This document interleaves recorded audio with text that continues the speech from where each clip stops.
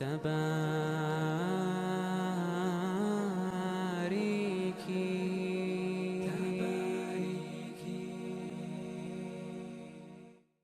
to Divorced Muslims, A Second Chance, the podcast that uplifts voices for both divorced and single Muslims.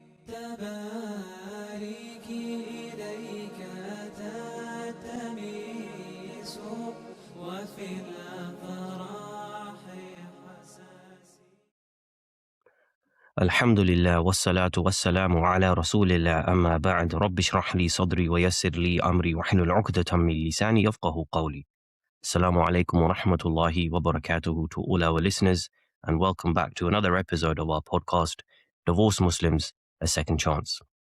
In today's episode, we are joined by Sister Zara, who I would describe as a social media influencer, and her social media handle is Zara's Cookie Jar. So I'm going to hand it over to Sister Zara to introduce herself to all the viewers. Assalamu alaikum. My name's Zara. I am 30. I'm an optometrist and a content creator. And as Mohammed said, you can find me on Instagram and TikTok at Zara's Cookie Jar, where I create content raising awareness on domestic abuse. Thank you very much for that, Zara. Okay, Zara, the first segment of this episode is talking about your previous marriage. So just a few quick questions. How long ago was your divorce? So I left my ex-husband about 3 years ago, and then I got my Islamic divorce a few months after that, and then my legal divorce, I think, was about 18 months after I left him. Okay, and how long were you married for? So I was married for just under 2 years. And how did you come across your ex-partner? I had an arranged marriage. So we were introduced by family members that knew each other. Okay, so I guess the golden question that we ask people in your position is, tell us about your divorce story. Tell us what happened. Okay. So I met my ex-husband through an arranged marriage situation. And in the time that we were engaged, my gut feeling was that something wasn't quite right. And now I can look back on things and realize, and I can recognize things for what they were. I can recognize the manipulation, the gaslighting, the love bombing, the pressure for things to move really quickly. And the entire time we were engaged, I kept voicing my concerns. I kept saying that I'm not quite happy with this or that, and he just kept dismissing it or saying that things will be different after we're married. In the time that we were engaged, he did something really bad, and at that point I remember just being so scared of him, and I just thought, I cannot do this. I can't marry this person. So we're like a week or two away from the wedding, and I'm like, I can't go ahead with this. But again, there's more manipulation. He's promising that things will be different, everything will be different after we're married. And I think I was in a difficult place in my personal life as well. So I think I was a bit vulnerable. And the thing with narcissists is they notice that and they pick up on that, and they pick their victims. They know what they're doing. So anyway, I went ahead with the marriage, and pretty much from day one, the things he promised me he was never going to do, he did on day one. Again, being married to a narcissist, you are married to two different people. You're married to the person who in public is so loving, so doting. I used to have so many people, especially his family, just say, I don't know what you've done. Like, this guy's obsessed with you. Like, he's smitten. We've never seen him like this. What have you done? Like, how have you made your husband love you this much?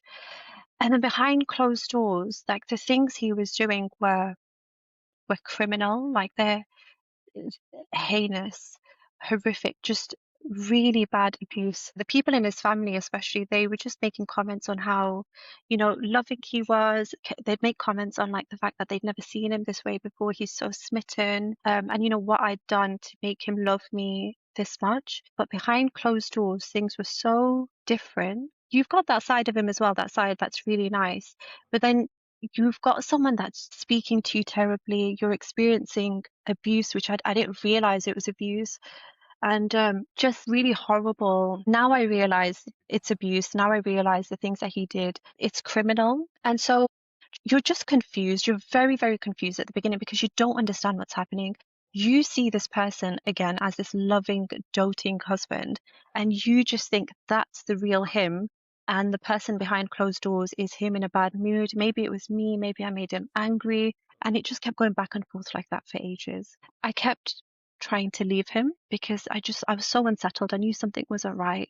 And again, the thing with domestic abuse, the thing with being with a narcissist is you get sucked back in. That person either like takes you back kicking and screaming, or you, because of the trauma bond that they've created, you are addicted to the highs and the lows of this relationship. So sometimes you just come back as well, even after they've done something wrong. So this back and forth is going on for ages. But by the very end of my marriage, I had this internal shift because the whole time I was trying to get him to treat me better. And I had this point where I just thought, you know what, I've tried to leave him so many times. And I just said to Allah, I was so confused for ages. And I just said to Allah that if this is what you've decided for me, that I'm supposed to be married to this man, I accept your will and I accept it wholly and I let go. Um, and that created an internal shift in me because up until that point, any time he did something really bad, he was abusive, I would wake up the next morning and I would be broken. I'd be sad, I'd be quiet, I'd be depressed. But once I left it in Allah's hands, I had to come to terms with the fact that I've accepted to stay married to someone who does not love me, who does not care about me. No matter what he says when he's pretending, his actions don't match that. And when I accepted it, I didn't realize, but I stopped being affected by his abuse because it hurt me. But in my head, I was like, well, I'm not going anywhere. I'm not going to try to leave him because I keep trying to leave him and I keep ending back in the same place. But what happens with a narcissist is they now realize that they've lost control of you. And when he realized that, hang on a second, I'm doing this really, really horrible stuff to her, and she's waking up the next morning and she's not depressed anymore, she's not sad, she's just getting on with her life. He started behaving in the most crazy way. And again, now I realize there's a term for it. It's called narcissistic collapse. But the good side of him became even more desperate, and the bad side of him became even more dangerous. So the good side of him was like trying to buy me things, trying to take me places. And I was like, I do not want any of that. I just want you to be nice to me. And the bad side of him was becoming even more dangerous. I didn't realize the abuse could get as bad as it did. And in the end, the day that I left, so it was the first day of Ramadan, again, like we'd had this massive argument. He'd been screaming, shouting. He'd been giving me the silent treatment for like 3 days. And again, I just been getting on with my thing. And that first morning of Ramadan, I thought, you know what, I'm going to wake up. I'll make a start on Iftari. It's a blessed month. I just don't want this negativity. And this man, this man woke up and chose violence. And that day it was just too dangerous to physically be there, and in the end I just had to take my things and get out of there, and that was it. That was the last time I saw him, and alhamdulillah, I managed to escape and I managed to get away. But there is no doubt, there's so many nuances to this story that we could go into for ages, but there is no doubt that when I put it in Allah's hands in that way, that I detached from him as a husband and I just accepted that I'm a wife and I have rights, and well, we can forget the rights because I've got responsibilities that I am responsible for, and I just stopped expecting anything from him. But when you do something solely for the sake of Allah, like Allah will take care of you 110%. Okay. Thank you for sharing that with us. Got a few follow-up questions, right? Yeah, And maybe this theme will come back to later on in the episode. And that is, you mentioned that when you were engaged leading up to the nikah, he did something basically bad or negative. yeah, So my question is, visibly recognizing red flags when you're getting to know someone. yeah. What was the reason if somebody was to look back and ask you to look back and they would ask you, look, Zara, what was the reason that you would still proceed if something bad has happened? I know that sounds like an unfair question, but it seems to be very common. How would you answer that? So I think everything comes back to the fact that you're with a narcissist. And I think for the layperson, if you have never encountered a narcissist before, you cannot begin to comprehend the scenario. So what happens is that they'll do something wrong, but they will instantly deny accountability. They will instantly gaslight you. They'll instantly just minimize the whole scenario. If you've gone about your whole life not really knowing a narcissist, like, if you've got a good heart and you see the world in that way, you will give someone the benefit of doubt, or you will believe, maybe it wasn't their intention. Maybe I did take it the wrong way. Maybe things will be better. You get caught up in their lives and you don't even realize, you really do not realize what's happening. You don't realize you've been sucked into their warped reality until it's too late. So looking back 1,000,000%, it seems black and white. It seems so obvious that this really bad thing happened. I should have just cut it off there. I had, a bad gut feeling before that as well. But you are so confused already because they've created this warped reality where you don't understand what's happening, and you stop trusting your own gut and you start believing the things that they say because they're so convincing and they're so good at making you think maybe it was your fault. Okay. And the other question I had for you is, okay, you've spoken about abuse. And many of the listeners might be asking in their minds, okay, what kind of abuse was this? Was this physical? Was this verbal? Was it a combination of both? Over to you on that one. Yeah. So again, I think when you're dealing with a narcissist, you are dealing with every form of abuse you can think of. It's not just one, it's not just physical, it's not just verbal. There's literally every form of abuse you can think of was happening in that marriage. Sorry to hear that. From an outsider's perspective, you got to appreciate, Zara, it's different from outside looking in, and then obviously it's different from inside looking out. So what I wanted to ask you was that I'm just thinking, if it was me in this scenario, like I would reach out to family members, maybe from the opposite side and also from my side. Is that something that you did? Yeah, so I am the eldest daughter. I'm the eldest child. And I was the first one in my family to get married. And like, bless my parents, I'm sure like they did their best, but I wish I had a little bit more guidance or a little bit more support in that situation, because I was really confused. But I think, maybe they were a bit confused with me too, because they didn't quite know how to navigate it either. They didn't quite understand how bad it is. And, to be fair on that point, like, I'm divorced now. Like, my friends, my family, I speak on social media about, some of the things that happened.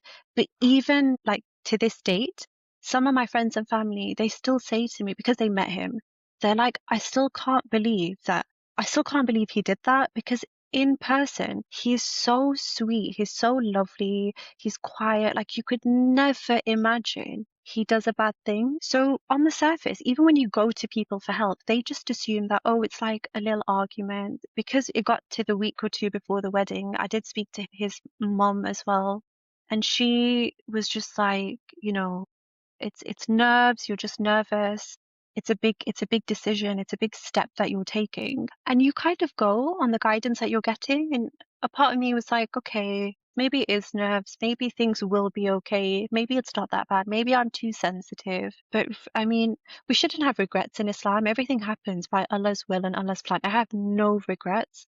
But I guess, we live and we learn. And the lesson there was to listen to my gut, regardless of what other people were saying. They're trying to guide me, but I should have been stronger and more firm in what I was feeling. Yeah, and that's fair enough, and that's by no means criticism on you. It's more just of an understanding of the rationale where when people are vulnerable or victims to such scenarios at that point, it's always good to know what they were thinking at that time. Yeah. And you know what this reminds me of? I don't know if you've seen the documentary The Push. Do you know what? I've not seen that, but I've had so many people DM me and tell me to watch it. I know the story. Yeah, the reason it reminded me of that was there's a scenario where essentially the sister in question, who unfortunately has passed away now, may Yeah. Allah grant her the highest ranks of Jannah. I mean, She is in a situation where I think they go to purchase the wedding ring. It's her mum in the car and the guy. yeah. And there's an argument over a seatbelt. I think she's driving and she wants him to put the seatbelt on, something like that. Anyway, so whilst in the car, he gets verbally abusive, and the mum's in the car.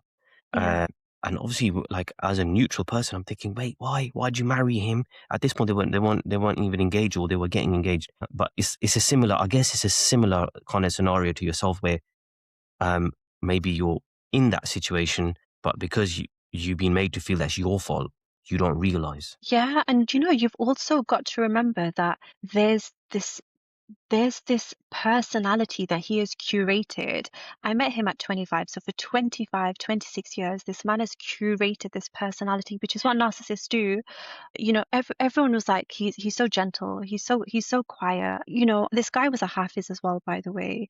Like, I just saw that. I saw he was a Hafiz. I saw he was quiet. He speaks when he needs to in public. He's quite caring. So everyone's seeing that side. And because, especially when you're engaged, like in the early days, so even with the scenario you said, that bit where there's the verbal abuse and he's screaming, it's very easy to think maybe that was just a one-off, even though like looking at it, you're like, this is insane.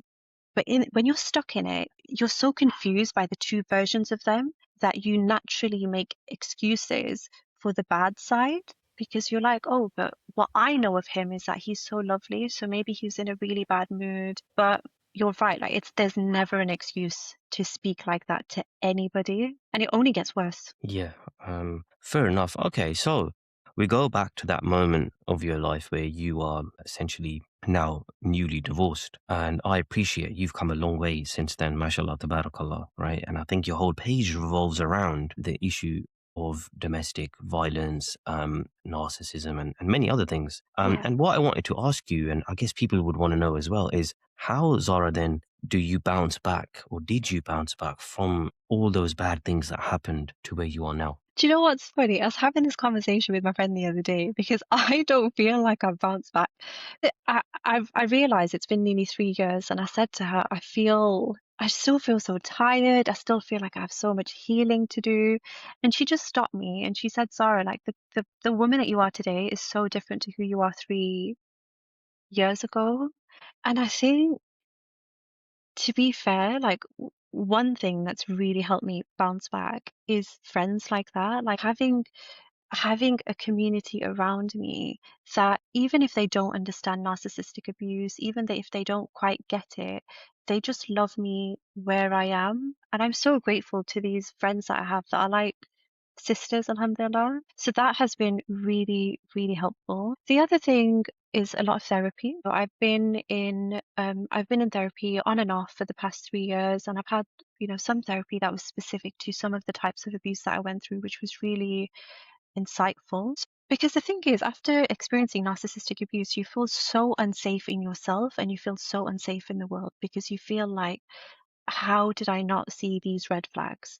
So you really need to spend time building up that trust in yourself again. And no doubt, social media, like I've never had social media in my life. I've never used Instagram. I've just never used these platforms.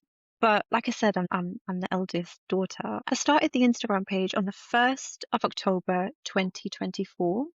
And I did that because October is Domestic Abuse Awareness Month.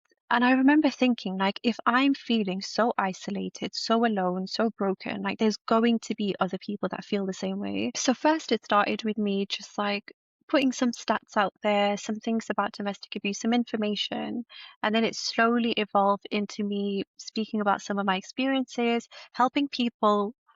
Put the really crazy experiences that they went through into words. I'm so grateful, alhamdulillah, to have like created this community, which I can't take credit for, but this community that's been built, because it can, it's really isolating. You can feel like you're the only person in the world. It doesn't feel like that, but it feels like nobody understands what you're going through.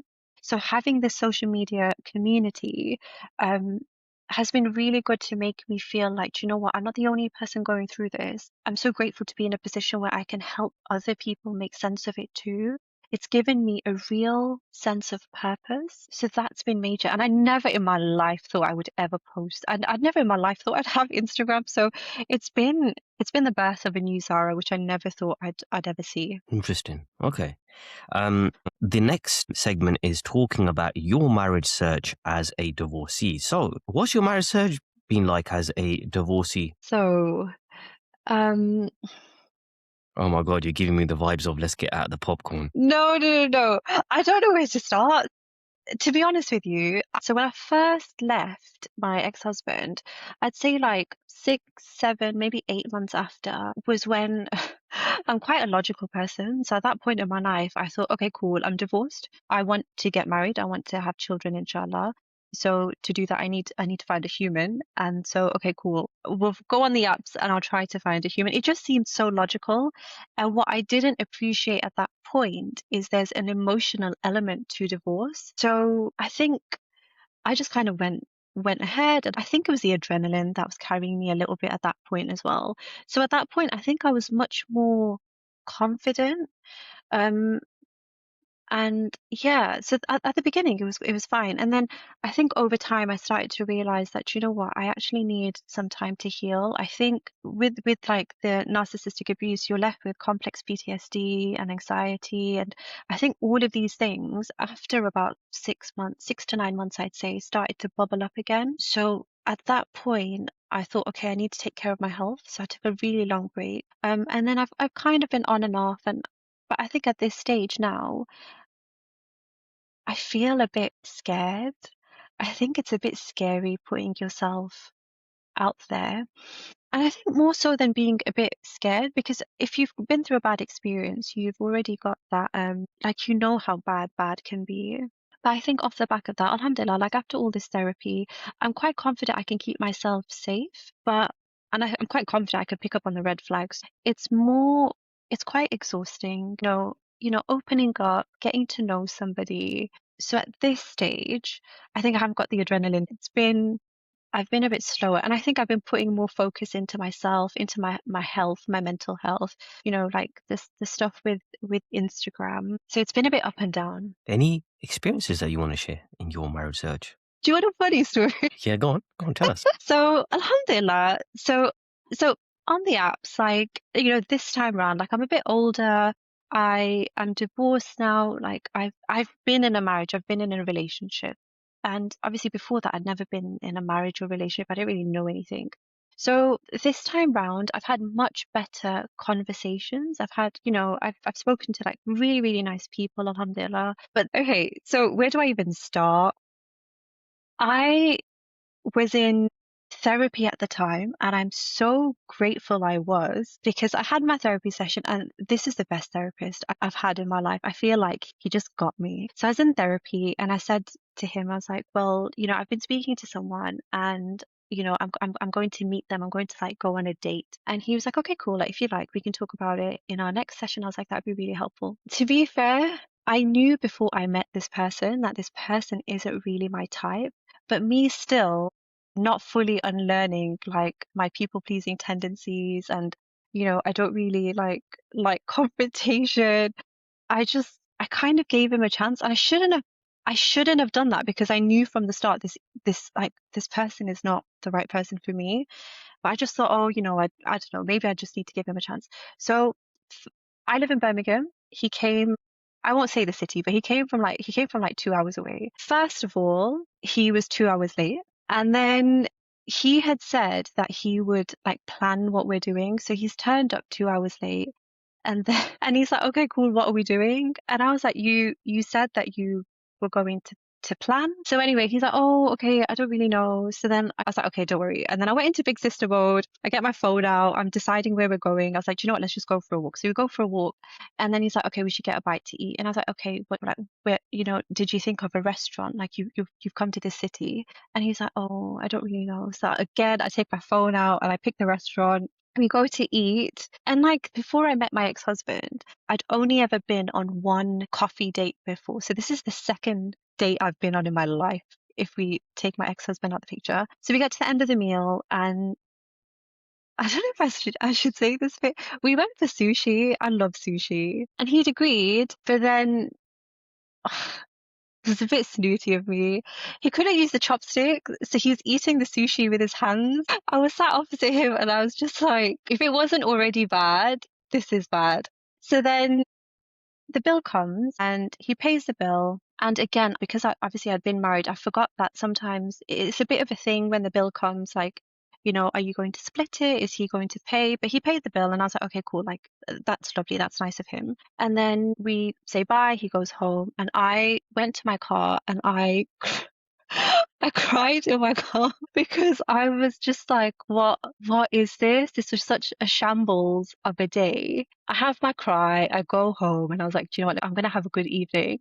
And then he texts me his bank details and he was like, do you mind sending me over like this much money for your half of the bill? And at that point, I was just so shocked and I was so embarrassed for him. I just sent the money and and that's it. And he thought it had gone really well even after that message. And he's like, "Oh, when can I see you again?" And me being me, I'm trying so hard to be nice and just say like, "No, mate, this is not happening." But then I had my therapy session after, and I'm talking to John about what happened, and his jaw just dropped, and he was like, "I refuse to call this a date." He was like, "This was an encounter, Zara." He's like, "You had an encounter with a boy. This was not a date." And to be fair, like off the back of that, what I did learn is, as my therapist pointed out, he was like, you're doing the people pleasing thing again. He was like, first of all, you gave him a chance and you knew he was not the right person for you just based on the vibes, based on whatever. Then this person turned up 2 hours late. You could have just said, no, your time is valuable too. You should have just said no. And then for him afterwards, to me, that was really disrespectful because it's not just about like the man paying for the bill. In my mind, like if I go out to eat dinner with my friends, if I've paid the bill, I've paid the bill. I'm not going to message you afterwards and say, by the way, you owe me this much money. So that was a little bit, that one made me cry. Wow, I can never get bored of this question. That's all I'm going to say. Also, I know this might sound bad, but how do you eat sushi with your hands? This is what I mean. I didn't want to be snooty, but it was just, I don't know. He just picked it. Do you know what? He was playing with the chopsticks for ages. And I was like, it's okay. Like, you'll get it. And then he was like, no, forget this. And he just picked it up and he was eating it. And I was like, this is so bad. Okay. So, do you feel that being divorced has impacted your search for marriage? Yeah. So being divorced has definitely impacted my search, but I would say it's impacted it in a positive way. So I feel like any conversation that I have, obviously I have to bring up the fact that I am divorced. I've not spoken to a single person for who that's been an issue. And if it is an issue for someone, that's completely fine. Obviously, you're well within your rights to not want to choose that. But I think you have to have a certain level of emotional maturity to consider being married to someone that's divorced. That's the first thing. And then I think, especially if there's been like domestic abuse, again, it takes a certain level of emotional maturity to take on that challenge and knowing that you're going to have to be a safe space for someone, as opposed to if you were to be with someone that isn't divorced or hasn't gone through these negative experiences. So, alhamdulillah, I feel like it's been really positive because I think it helps you weed out who is and isn't serious very, very early on. So for me, it's been really positive. You know what? That's really refreshing to hear. Alhamdulillah, and I'm hoping that people can, learn from what you just said there. Okay, so let's move on to some general questions, and the first of those is as follows: generally speaking, British Muslims are finding it difficult to get married. What's your opinion on why do you think that is the case? What's the problem here? So I think I think there's a couple of problems. I think one of them, I don't even know how to go about saying this, but I They don't think know in how the to eat. oh my God, bless him. I hope he's learned how to use chopsticks and not send someone a text message after with your bank details. Oh my gosh. No, I think back in the day, it was never a question of, if or will you get married. It was when are you getting married because it was definitely going to happen. Our circles were smaller. We were connected in a different way. So you kind of chose from the people around you. You chose from like the people in your village or your town, your city, in your circle. So everybody just gets kind of matched up and they get married. And then the other thing is social media. And I know, like I said, I'd never been on social media up until having Zara's cookie jar. So I didn't realize what the space was. And when I first got the app and I started to see, it's very easy to get sucked into a reality that isn't even real. So when people are posting certain lifestyles, certain aesthetics, you know, pretending to have a certain level of wealth, I think a small handful of people on there do genuinely live the lifestyles that they portray, but most people on there are just showing a very curated version and not necessarily an authentic one of their lives. So if you are just consuming this content, man or woman, you're seeing a version of reality not attainable for most people. So I think that it builds a lot of unrealistic expectations.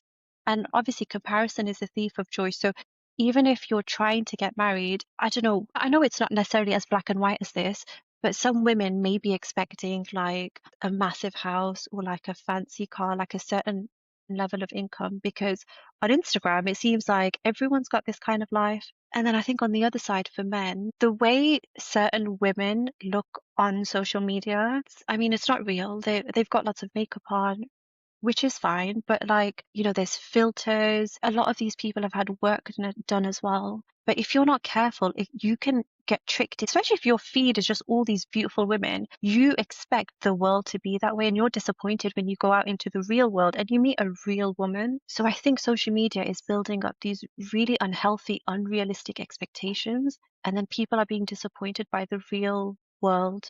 I think it's dangerous. Okay, so talking of unrealistic expectations, that's actually something that relates to my next question, and that is, what is the difference between having standards and having unrealistic expectations? So, a good way to differentiate this is to sit down and have a real think about what it is that you want in your spouse. Whether that is, when it comes to physical attraction, maybe like what you might want them to look like, because that's important too. And then if you think about their finances, maybe what kind of financial situation might make you feel a bit more comfortable or you think matches your current lifestyle. Education, of course, their deen, that's really important, their morals, their values. If you sit down and like have a good think about this, it doesn't even need to be done in one sitting. You can take days, you can take weeks to sit down and do this. Once you've got your list of your ideal human, you need to sit down and remind yourself that there is no such thing as an ideal human besides, of course, the Prophet Sallallahu Alaihi Wasallam, but none of us are perfect. So on that list, you need to now think what on this is an absolute non-negotiable for you. And it shouldn't be the whole list, it should be a few of these things, what you're willing to compromise on. And I think a good way to identify that is to identify your deal breakers, because there's going to be certain things that you just are not going to be able to get past. And it might be something silly like not being able to use chopsticks. But like if that's your deal breaker, that's your deal breaker. Once you've identified your deal breaker, say you meet somebody and they meet every single thing on the list, there's no deal breakers. But on the list that you created of your ideal person, there's one or two things that that person won't have, which is realistic, which is most likely what's going to happen. If you then say, actually, no, I can't be with this person because they don't match everything on the list, but those things weren't a deal breaker, that's when it's an unrealistic expectation, because you've got most of the things that you were after, plus there's none of the deal breakers present. So you're being a bit unrealistic now because you have to compromise. So I think that's a good way to think about it and to look at it. Okay, um, let's talk about apps.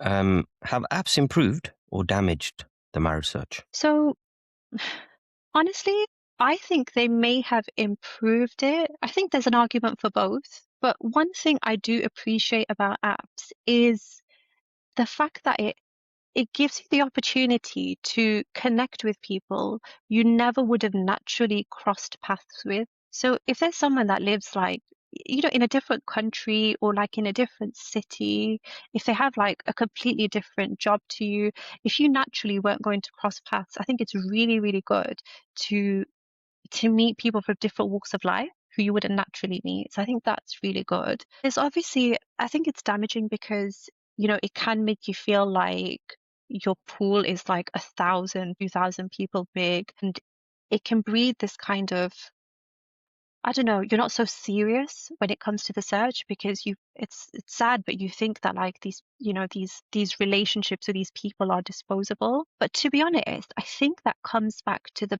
intention of the person. And I think if the app was or wasn't there, that person may still have a tendency to be that kind of way anyway. If you're serious, I think the apps are quite good to connect.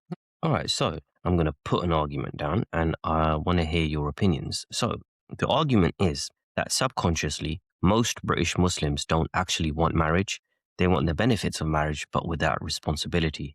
They want companionship, but not commitment. Marriage has become optional, not a priority. What's your thoughts on this? So I think to be able to answer this question now, like I said, at 30, using these apps, and I think the first time round, so like I said, I met my ex-husband, like, it was an arranged marriage.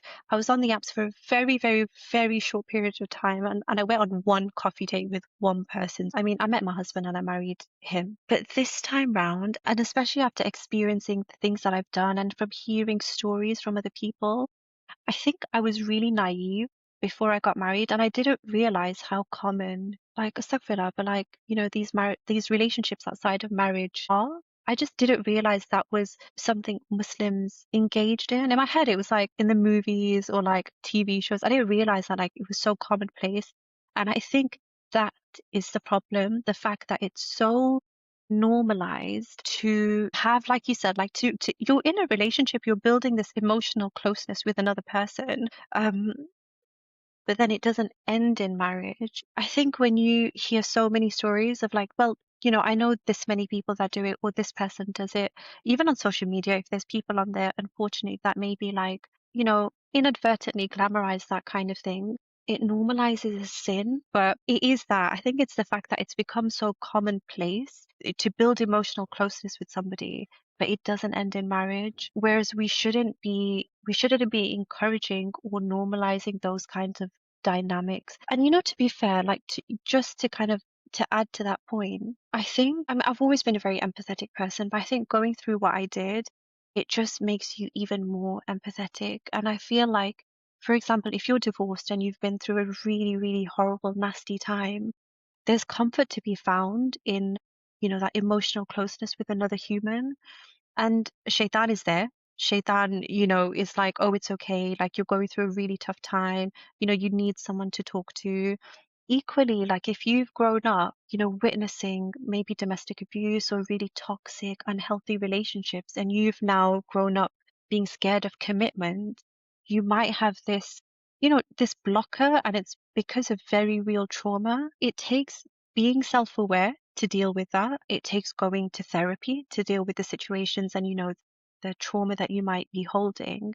But it's connecting to your deen every single day. If you are praying your 5 times salah, if you're facing your Lord 5 times a day, if you're doing zikr, it's difficult to do those things and also sin at the same time, because then how do you face your Lord? Very true. Okay.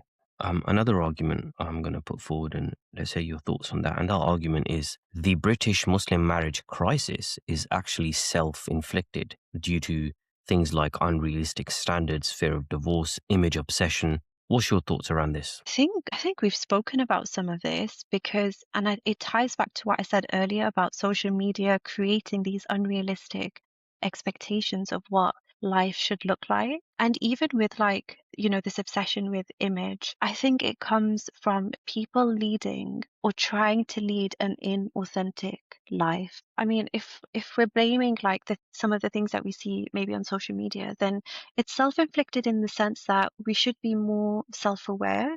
We should be taking time to do the work. We shouldn't be spending so much time, on in places like social media, or maybe like some TV and movie where you're being exposed to these unrealistic expectations. You need to take time every day to ground yourself. And of course, like we can do this through our salah, through our zikr. But if you're taking time every single day to ground yourself as a human, you return to what is our fitra, like what we were born to do, which is to worship our Lord. When you realign your life with that, and that is your sole purpose on this dunya, the things that are going to come to you naturally come to you. It is manifestation. The goodness that is meant for you will come to you because you're not blocking it by, maybe like wasting your time doing other things. Yeah, I think you kind of clear the space for the goodness to come into your life. But I do want to say that we live in a very fast-paced world. You're studying, you're working, and it's become quite normalized to kind of switch off, through means like the TV or social media. Whereas, like when I was small, we had 5 channels, and like you watch something. you watch your show like once a week when it comes on.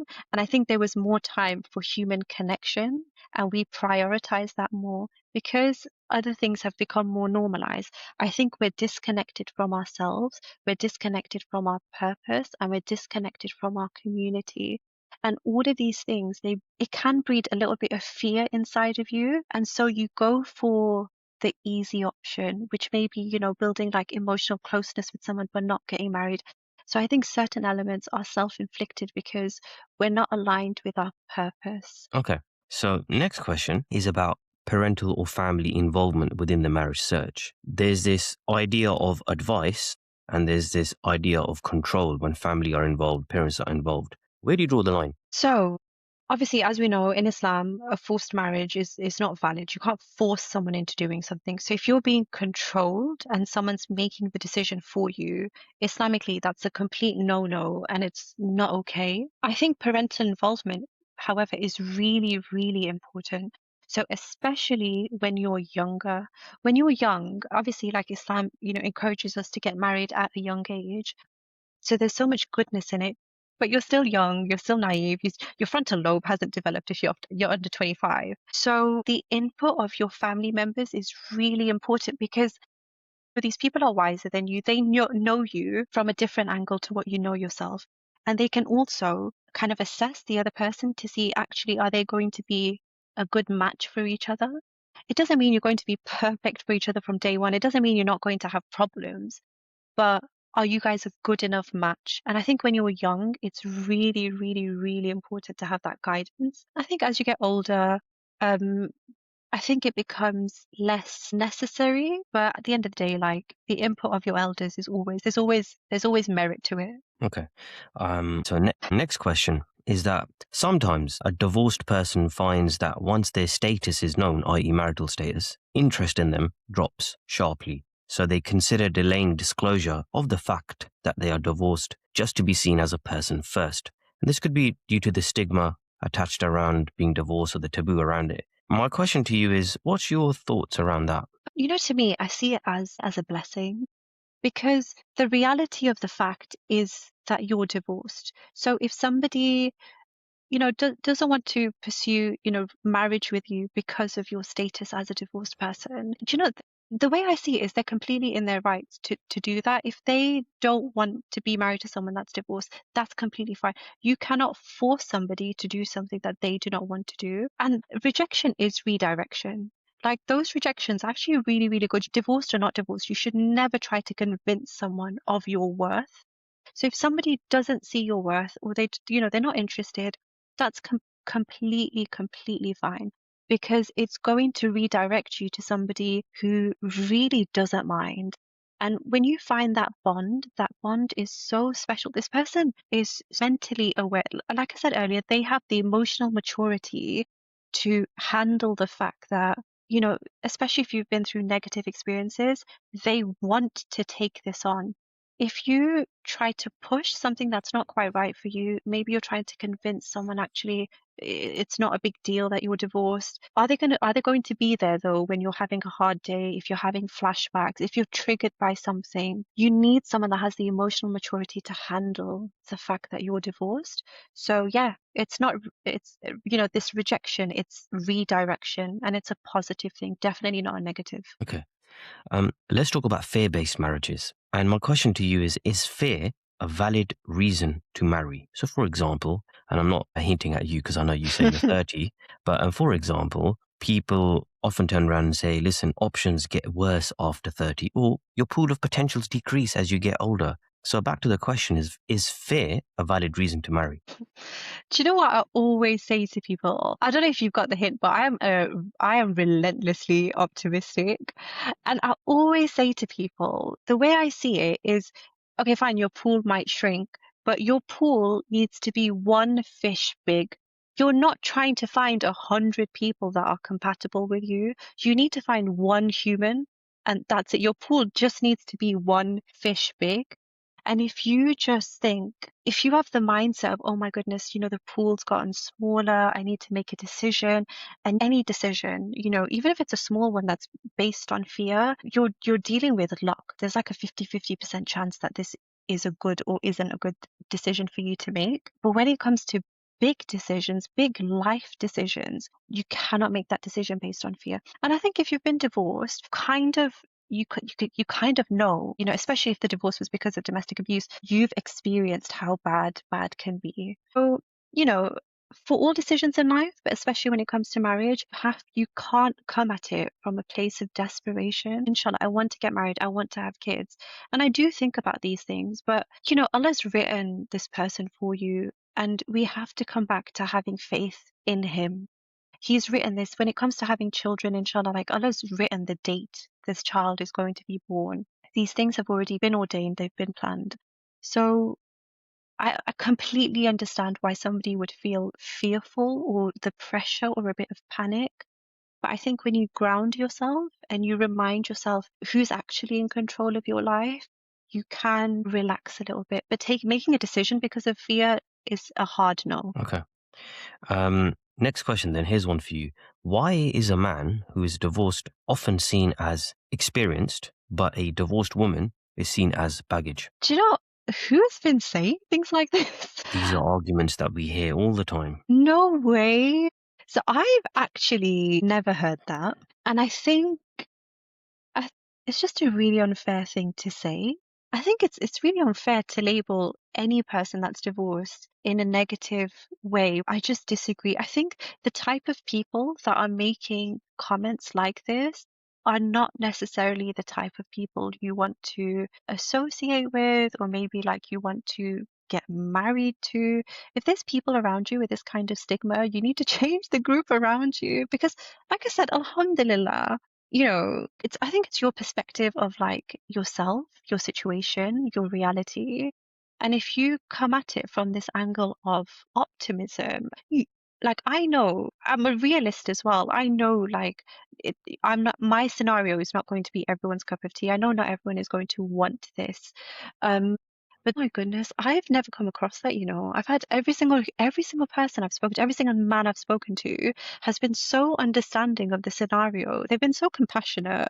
They've been so nice. Okay, all right. Just green flags are more important than red flags. Agree or disagree? Ooh, I think because of my life experience, I have to say the red flags are more important, because like I said, like with the narcissism, I had like on paper, I had someone who was a hafiz, who in public was so loving, so doting, really took care of me, and he was providing. Like you could say these are green flags, but the red flags was real serious, dangerous abuse that nearly like took my life. So the red flags definitely in my life experience, they matter much more. Okay, right. So, and the final question is, what do you think the solutions are to this whole problem of the difficulties in finding a spouse?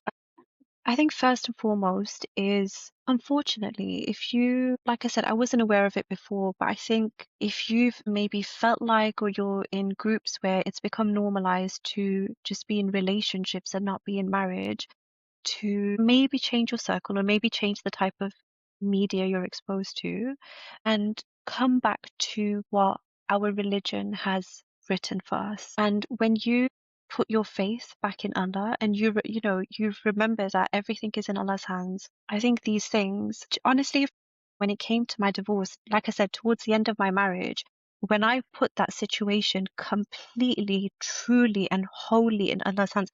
And there's a difference between saying, "Oh, I trust Allah's plan, and if He's written for this for me or that for me," and there's a difference between that and truly accepting the circumstance that you're in. And if that circumstance is the fact that you're single, maybe like I'm 30 now, like I said, I want to get married, I want to have kids, but I don't know what Allah's written for me. All I can do is pray, and it doesn't matter what age you are. If we come back to the truth that your life, your risk is in Allah's hands, it will give you peace. And once you're at peace, like things just fall into place. And they fall into place exactly as they're meant to be. Okay, thank you for that. The next segment is a Yeah. game that we are going to play, and Okay.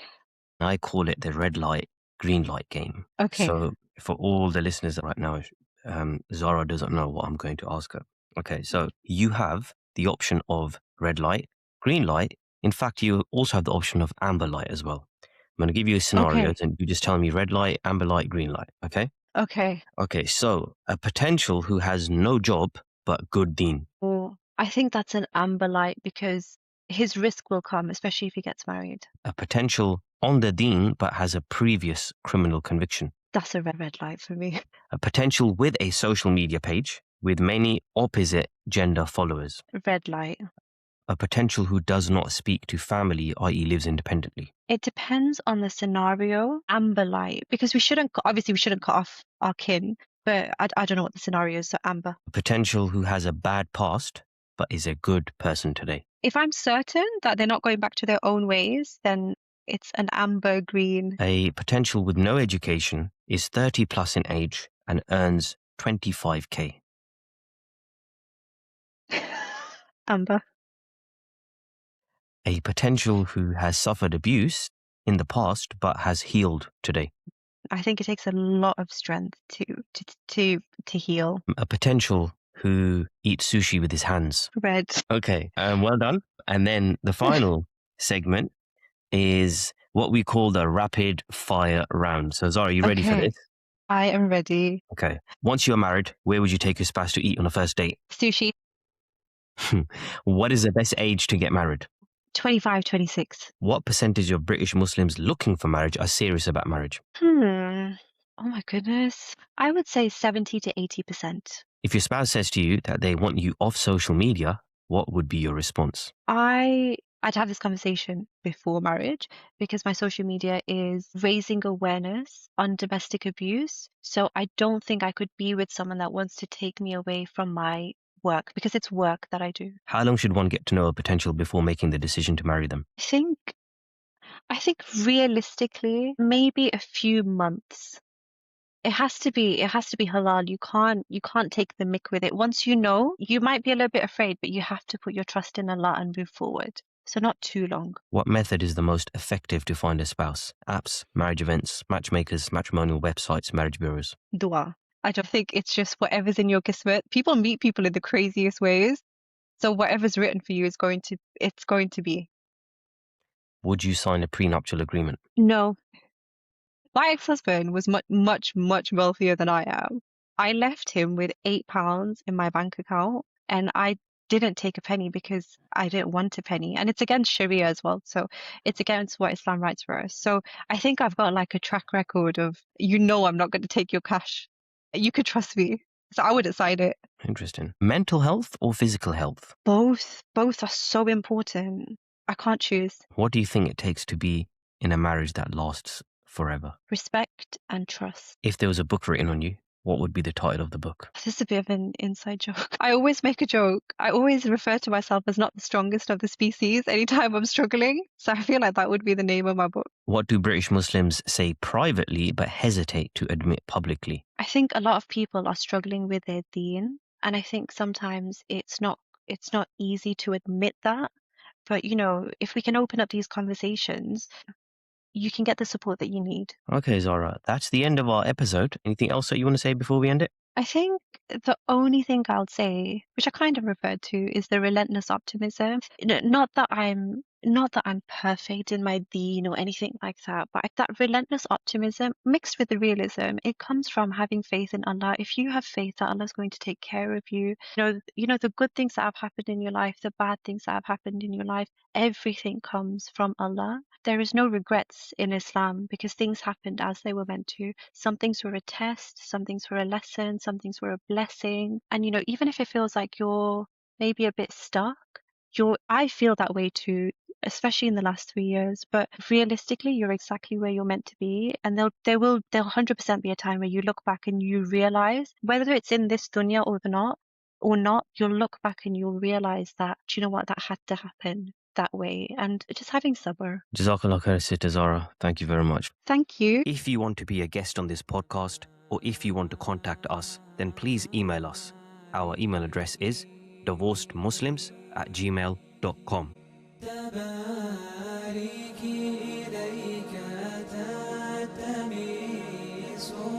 وفي الأفراح